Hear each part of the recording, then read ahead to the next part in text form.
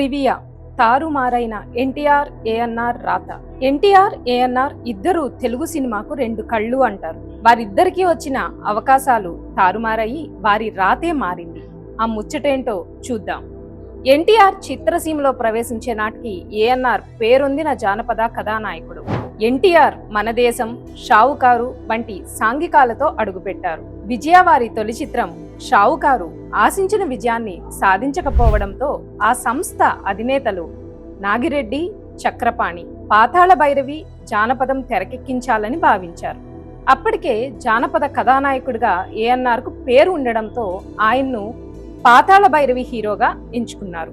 మాంత్రికుని పాత్ర కోసం గోవిందరాజుల సుబ్బారావు అనుకున్నారు. కానీ ఆ చిత్ర దర్శకుడు కేవి రెడ్డికి ఎన్టీఆర్లోనే తన పాతాళ భైరవికి తగ్గ కథానాయకుడు కనిపించడంతో చివరకు రామారావే తోటరాముడుగా నటించారు.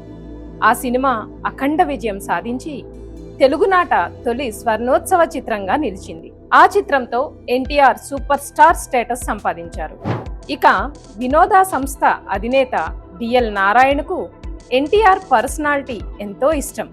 ఆయన బెంగాలీ రచయిత శరత్ చంద్ర చటర్జీ రాసిన దేవదాసును సినిమాగా తీయాలని భావించి ఎన్టీఆర్నే కథానాయకుడు అనుకున్నారు.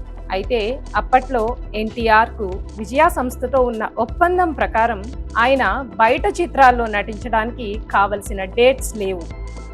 దాంతో దేవదాసు పాత్రకు ఏఎన్ఆర్ను ఎంచుకున్నారు. దేవదాసు చిత్రం ఏఎన్ఆర్ తీరునే మార్చేసింది. ఇలా ఇద్దరు మహానటులకు ఒకరి అవకాశాలు మరొకరికి వచ్చినా తమదైన బాణి పలికిస్తూ తెలుగు చలనచిత్ర సీమ అభివృద్ధికి ఎంతో